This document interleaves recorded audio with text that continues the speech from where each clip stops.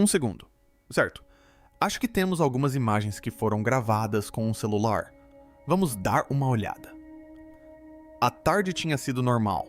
Turistas caminhavam entre as colunas hexagonais de basalto. As ondas quebravam incessantemente contra os penhascos, e os guias repetiam a história já conhecida de que essa paisagem peculiar fora formada por erupções vulcânicas há quase 60 milhões de anos. Outros preferiam a explicação mais antiga, de que o gigante Finn McCool a construiu como uma ponte para a Escócia. Então um turista lançou um drone para obter um ângulo melhor da costa. De cima a calçada parecia como sempre geométrica, antiga e móvel. A câmera deslizou lentamente sobre os pilares interligados, quando uma seção da rocha próxima à face do penhasco começou a se mover. Não se desfez, não desabou, apenas se deslocou. Uma única placa de basalto deslizou para fora, num movimento controlado e deliberado, revelando a escuridão atrás dela. Durante 11 segundos, uma câmara oca ficou exposta onde deveria haver pedra sólida. No chão, várias testemunhas sentiram um leve tremor sob os pés, no exato momento em que a abertura apareceu. Algumas apontaram, outras simplesmente olharam fixamente, sem saber o que estavam vendo. Antes que alguém pudesse reagir, a placa deslizou de volta para o lugar, alinhando-se perfeitamente com as colunas ao redor, como se nunca tivesse se movido. Antes de prosseguirmos, curta e inscreva-se no canal. Você vai querer ver como isso se desenrola. Quando os investigadores analisaram posteriormente as imagens quadro a quadro, esperavam encontrar um truque de perspectiva ou uma falha estrutural. Em vez disso, a imagem de sonar detetou algo muito mais perturbador. Um vazio atrás da parede de basalto, e dentro desse vazio havia formas verticais. As varreduras revelaram várias formas altas e estreitas, dispostas a intervalos regulares ao longo do chão da câmara. Suas proporções lembravam figuras humanas, mas sua altura excedia a de qualquer população antiga conhecida. Eles não estavam espalhados aleatoriamente. Estavam em linha uniformemente espaçados, como se posicionados intencionalmente. Geólogos que estudavam os dados observaram que o basalto não endurece naturalmente ao redor de objetos verticais, a menos que esses objetos já estivessem no local antes do resfriamento da lava. Leituras térmicas adicionais sugeriram uma solidificação rápida dentro da cavidade consistente com a rocha derretida, selando o que quer que estivesse ali presente. Se a câmara se formou durante atividade vulcânica, então tudo o que estivesse dentro dela teria ficado preso instantaneamente. As autoridades rapidamente descartaram as especulações, classificando a formação como uma anomalia natural, e recusando-se a divulgar as imagens completas do sonar. O acesso à seção precisa da rocha foi discretamente limitado nos dias seguintes. Publicamente, nada de incomum havia ocorrido. No entanto, sensores colocados perto do local registraram vibrações rítmicas fracas atrás da parede selada dias depois. Pulsos sutis viajando pela pedra em lenta repetição. Alguns especialistas os atribuíram a tensões geológicas. Outros admitiram que o padrão não se assemelhava à atividade sísmica típica. A calçada dos gigantes sempre representou um dilema entre o mito e a ciência, entre a história de um gigante adormecido e a certeza da história vulcânica. Mas o que se desenrolou naquela tarde revelou algo que nenhuma das explicações consegue abarcar completamente: uma superfície de pedra que se movia intencionalmente, uma câmara oculta, onde não deveria haver nenhuma, e figuras em silêncio dentro dela. Seja o evento geológico-mecânico, ou algo mais antigo do que qualquer uma das explicações, um fato permanece inalterado. Por 11 segundos, a rocha sólida se abriu, e o que quer que esteja atrás daquela parede de basalto está lá há muito mais tempo do que qualquer um imaginava. A pirâmide não está onde você espera encontrar uma pirâmide. As pessoas viajam para o Egito para ver pirâmides. Esperam encontrá-las no México, mas poucos imaginam se deparar com uma nas terras altas da Escócia, erguendo-se silenciosamente de uma colina arborizada dentro da propriedade de Balmoral. No entanto, lá está ela, uma pirâmide de granito, de 12 metros com contornos nítidos, proporções perfeitas e estranhamente deslocada contra a paisagem verdejante. Não há grandes estradas que levem até lá, nem placas chamativas, anunciando sua presença. Para chegar lá, você caminha por uma densa floresta em terreno irregular até que as árvores rareiram e a estrutura surge repentinamente à sua frente. A primeira reação da maioria dos visitantes não é de admiração, mas sim de confusão. Por que isso está aqui? A explicação oficial é simples. A Rainha Vitória encomendou a pirâmide em 1861 após a morte de seu marido, o Príncipe Alberto. Seu falecimento a devastou. Ela entrou em um longo período de luto, vestiu preto pelo resto da vida e preservou os aposentos dele exatamente como ele os deixou. A pirâmide de granito, dizem os historiadores, foi um dos vários monumentos memoriais erguidos na propriedade para homenageá-lo. No papel, isso parece simples, mas o contexto revela uma história mais complexa. Ao redor da pirâmide, encontram-se 10 caítes de pedra. Os cairns têm uma longa história na Escócia, sendo frequentemente usados como marcos territoriais memoriais, ou até mesmo indicadores de sepultamento antigo. Quando os pesquisadores compararam a localização dos monumentos com mapas de propriedades mais antigos, notaram algo intrigante. Os cairns não parecem estar posicionados aleatoriamente.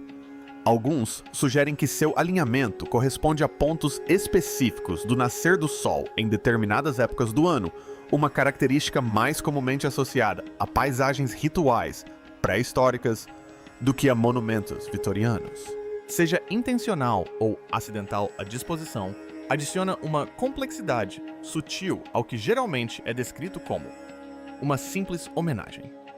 Os visitantes frequentemente comentam sobre a atmosfera mesmo em dias amenos. Muitos descrevem o topo da colina como inesperadamente frio. Alguns caminhantes relataram comportamentos incomuns em bússolas perto da estrutura, com as agulhas se desviando ou girando brevemente em direção ao norte verdadeiro. Interferências em bússolas podem ocorrer em áreas com variação magnética natural, particularmente em regiões com afloramentos rochosos de granito. Mas nenhum estudo público detalhado jamais abordou essas alegações específicas. O que também chama cheia de atenção é o estado de conservação da pirâmide. Após mais de 150 anos de ventos, chuvas e geadas invernais nas terras altas, o granito permanece notavelmente intacto. As arestas ainda estão afiadas. A superfície apresenta erosão mínima. O granito é durável, mas a sua preservação surpreendeu alguns geólogos, que destacam a precisão da sua alvenaria e a qualidade do seu trabalho em pedra. Ao contrário das pirâmides do Egito, não há mistério sobre quando esta foi construída ou quem a encomendou. Os registros são claros. A construção data do início da década de 1860. Foi erguido como memorial a um marido amado. Contudo, ao contemplá-lo em meio à tranquilidade da floresta, não parece um monumento comum. Talvez essa sensação venha do contexto, uma rainha em luto. O topo de uma colina remota, uma paisagem ancestral repleta de história muito anterior à época da Rainha Vitória. Ou talvez seja simplesmente a geometria impressionante de uma pirâmide, onde nenhuma pirâmide parece pertencer. Seja qual for seu verdadeiro significado, a estrutura permanece lá, até hoje, silenciosa, simétrica e solitária entre as árvores. Um memorial vitoriano com a forma de algo muito mais antigo que o império que o construiu. Os túmulos que se selaram por dentro. Bem acima da costa mediterrânea da atual Turquia, os penhascos de Mira erguem-se em paredões íngremes de pedra clara. De longe, a face da rocha parece quase arquitetônica, como se uma cidade antiga tivesse sido congelada entre a terra e o céu. Aberturas retangulares. Alinham-se na falésia em fileiras organizadas. Fachadas esculpidas assemelham-se a portas-janelas e até mesmo a entrada de pequenos templos. A sensação é de estar diante de um bairro abandonado, na encosta de uma colina séculos atrás. Mas não são casas, são túmulos, com mais de 2.000 anos. Há muito tempo, os licianos esculpiram esta necrópole diretamente na montanha. Eles acreditavam que a alma continuava sua jornada após a morte e precisava de uma morada adequada, não uma cova no chão, mas uma residência digna de sua condição terrena. Assim, eles projetaram câmaras inteiras nas encostas dos penhascos para os mortos, completas com colunas e esculturas em relevo e interiores cuidadosamente construídos. Quanto mais alto o túmulo, mais importante era considerada a pessoa ali sepultada. O status os acompanhou até a pedra. Uma das estruturas mais impressionantes é frequentemente chamada de Túmulo do Leão. Sua fachada é elaborada quase régia, e em seu interior encontram-se 11 figuras de pedra em tamanho natural, dispostas com precisão deliberada. Seus olhos esculpidos estão voltados para dentro em direção a um sarcófago central. Os arqueólogos geralmente interpretam essas estátuas como membros simbólicos da família ou guardiões destinadas a homenagear o falecido. Sua postura sugere reverência, permanência, lealdade. No entanto, estando dentro daquela câmara, cercado por figuras de pedra imóveis que encaram um caixão há muito vazio, é difícil não sentir algo mais pesado no ar. Algumas teorias alternativas sugerem que as estátuas podem representar figuras destinadas a servir o dono da tumba, na vida após a morte, possivelmente inspiradas por tradições funerárias muito mais antigas, nas quais servos eram sacrificados para acompanhar as elites, além da morte. Não há provas concretas de sacrifícios neste local, mas o posicionamento das figuras continua a gerar debates. À medida que os pesquisadores documentaram o sítio ao longo dos anos, outro detalhe começou a chamar a atenção. Diversas entradas de tumbas apresentam sinais incomuns de modificação muito tempo depois de sua construção original. As entradas de pedra parecem ter sido reforçadas ou seladas novamente por dentro. Em alguns casos, as pedras de bloqueio estão posicionadas de maneiras que sugerem uma localização interna, em vez de um fechamento externo. Esse detalhe muda a narrativa. A maioria das tumbas é selada externamente para proteger os mortos, mas o selamento interno levanta questões incômodas. Seria um ajuste estrutural, uma prática ritual posterior, ou algo completamente diferente? Não existem registros claros que se apliquem às alterações. Os licianos deixaram inscrições, mas nenhuma descreve uma razão para o teto interno. Dentro de algumas câmaras, os arqueólogos também documentaram manchas escuras ao longo das paredes e tetos, marcas consistentes com exposição ao calor. O fogo deixa vestígios, e esses vestígios sugerem que a queima ocorreu em espaços fechados. Isso por si só é incomum. Essas câmaras foram projetadas para serem herméticas uma vez seladas. A combustão sustentada requer oxigênio. Como as chamas queimavam dentro de salas de pedra seladas, nunca foi totalmente esclarecido. Alguns pesquisadores sugerem que breves fogueiras rituais podem ter sido acesas antes do fechamento definitivo, deixando resíduos que observadores posteriores interpretaram erroneamente. Outros argumentam que as marcas aparecem em locais onde provavelmente não faziam parte de práticas cerimoniais. Para aumentar o mistério, existem relatos esporádicos de níveis elevados de radiação, registrados perto de certas seções do penhasco. Rochas naturais podem emitir baixos níveis de radiação, dependendo do seu conteúdo mineral, e formações calcárias às vezes apresentam variações. Ainda assim, as medições em áreas específicas foram superiores aos níveis de fundo esperados. Nenhum relatório oficial classificou as leituras como perigosas, e as explicações geológicas continuam sendo a causa mais provável. No entanto, a anomalia persiste em anotações de observação e discussões de campo, sem uma conclusão pública definitiva. Abaixo da necrópole, ao pé dos penhascos, ergue-se a igreja de São Nicolau. Durante séculos fiéis, cristãos se reuniram ali, alheios, ou talvez plenamente conscientes de que milhares de mortos ancestrais repousavam diretamente acima deles na montanha. A sobreposição de sistemas de crenças é impressionante. Túmulos pagãos da Lísia, esculpidos nos séculos IV e V antes de Cristo. Liturgia cristã ecoando abaixo deles séculos depois. Dois mundos separados pelo tempo, compartilhando o mesmo solo. A própria necrópole foi projetada para se assemelhar a uma cidade viva. Suas fachadas imitam casas de madeira de lisa, com vigas e detalhes arquitetônicos cuidadosamente reproduzidos em pedra. A intenção parece clara. A morte não era um fim, mas uma mudança de lugar. A alma se mudou para outra morada elevada, física e espiritualmente acima do mundo dos vivos.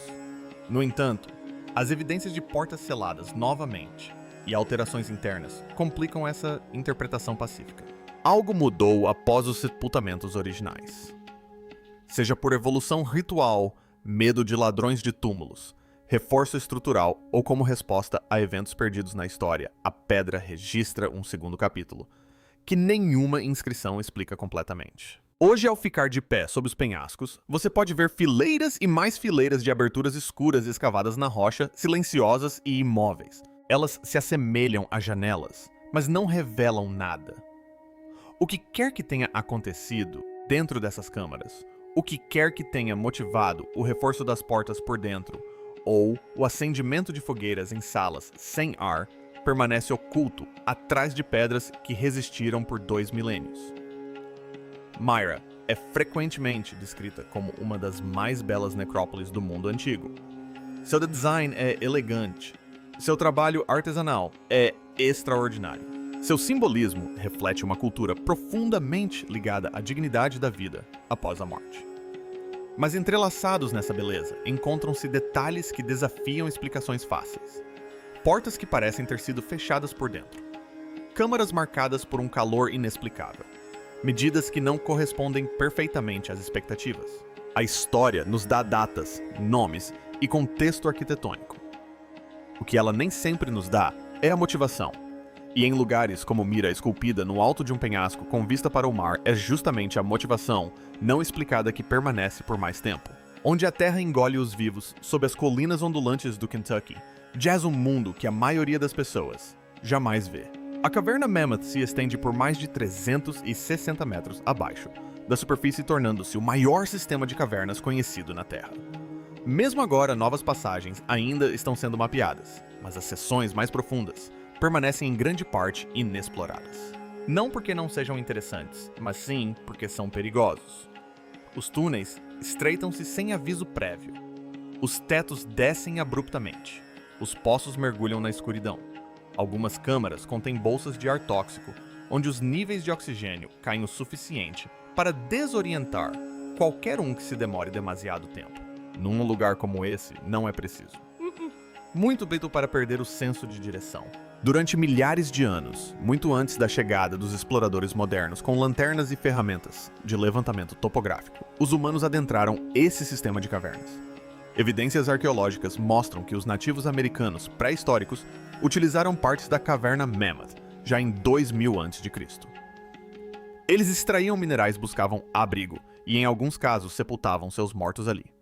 O ambiente seco e estável da caverna preservou o que o tempo normalmente apagaria. Os tecidos sobreviveram, pegadas endurecidas na argila.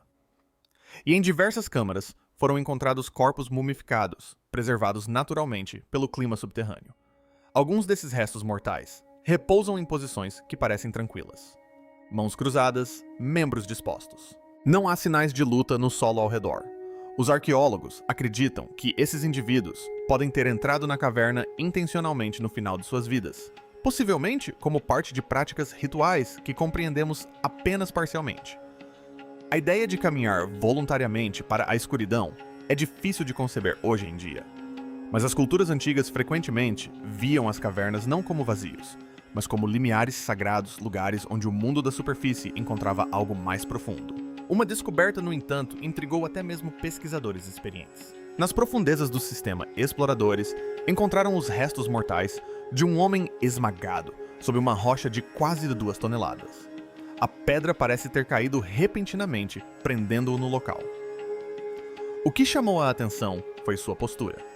Ele estava ajoelhado. Seu corpo estava inclinado para o frente, como se estivesse tentando alcançar uma fenda estreita, quando o teto acima cedeu. Não havia sinais óbvios de pânico na área ao redor, sem ferramentas espalhadas, sem tentativa de fuga.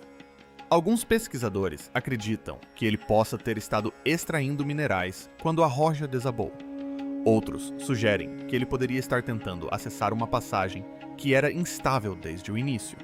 Seja qual for o motivo, a caverna selou seu destino em um instante. Por séculos, ele permaneceu exatamente onde caiu escondido na escuridão, até ser redescoberto por exploradores modernos.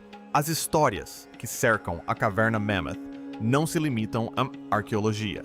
As tradições orais dos nativos americanos falam de presenças poderosas que habitam o subterrâneo. Alguns anciãos descrevem o sistema de cavernas como um lugar por onde os espíritos transitavam, onde a fronteira entre os vivos e os mortos se tornava tênue. Certas câmaras, segundo a tradição, não deveriam ser acessadas casualmente. Eram lugares de transição e respeito.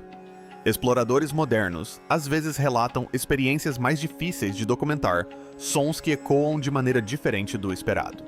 Tons tênues, como sussurros, propagam-se por corredores estreitos, impulsionados pelo ar em movimento. Em um sistema de cavernas, essa vasta acústica pode pregar peças na percepção, O ar que se move por passagens rochosas apertadas pode produzir tons que se assemelham a vozes. No entanto, quando se está sozinho nas profundezas da Terra, tendo apenas o som da própria respiração como companhia, até mesmo as explicações naturais podem parecer distantes. A verdade mais profunda sobre a caverna Mammoth não é que ela seja assombrada ou amaldiçoada, mas sim que nos lembra o quão pouco compreendemos do mundo sob nossos pés. As seções mapeadas representam apenas parte do sistema. Alguns corredores são instáveis demais para uma entrada segura. Outros desaparecem em fendas estreitas demais para corpos humanos. Além deles, podem estar jazendo pedras vazias ou câmaras que permaneceram intocadas por milhares de anos. Quando comparadas com outros sítios arqueológicos ao redor do mundo, um padrão começa a surgir. Na Irlanda, uma estrutura de pedra se desloca onde deveria permanecer imóvel. Na Escócia, uma pirâmide ergue-se silenciosa entre as árvores, sua geometria ecoando formas muito mais antigas. Na Turquia, tumbas escavadas em penhascos mostram sinais de terem sido seladas por dentro. E aqui, no Kentucky, a terra preserva os mortos exatamente como eram, como se guardasse uma memória que se recusa a desaparecer. Em todos os continentes e culturas, as pessoas sempre recorreram à pedra e à terra ao confrontar a mortalidade. Elas esculpiram montanhas, construíram monumentos alinhados com o céu. Desceram a cavernas para minerar, enterrar, buscar significado. O mundo da superfície nos parece permanente, mas é apenas uma fina camada sobre vastas redes de rocha, pressão e tempo. Construímos cidades, rodovias e monumentos acima do solo. E presumimos que compreendemos o terreno abaixo deles. No entanto, a caverna Mammoth por si só demonstra o quanto permanece oculto. Centenas de quilômetros de passagens percorrem silenciosamente o subsolo de fazendas, florestas e cidades. Nesses corredores escuros, pegadas ancestrais ainda marcam o chão de argila. Tochas outrora tremeluziam contra as paredes de calcário, e corpos repousam exatamente nas mesmas posições que ocupavam há milhares de anos. A pedra não esquece. Ela guarda as impressões de cada passo, cada ritual, cada vida que por ali passou. Às vezes essas memórias são descobertas por acaso. Uma rocha caída revelando uma figura ajoelhada, um raio de luz expondo uma câmara há muito selada. Outras vezes elas permanecem onde estão inalcançáveis, imapeáveis. A terra não está vazia sob nossos pés. Ela está repleta de histórias que ainda estamos descobrindo. E em lugares como a caverna Mammoth, onde os túneis se estendem mais onde tem uma antena do sul, que qualquer chamarão jamais imaginou ser possível, persiste a sensação de que apenas exploramos os contornos de algo muito maior. Porque, para cada passagem que mapeamos outra, desaparece na escuridão. E o que quer que esteja além dela, já estava lá esperando há muito mais tempo do que nós.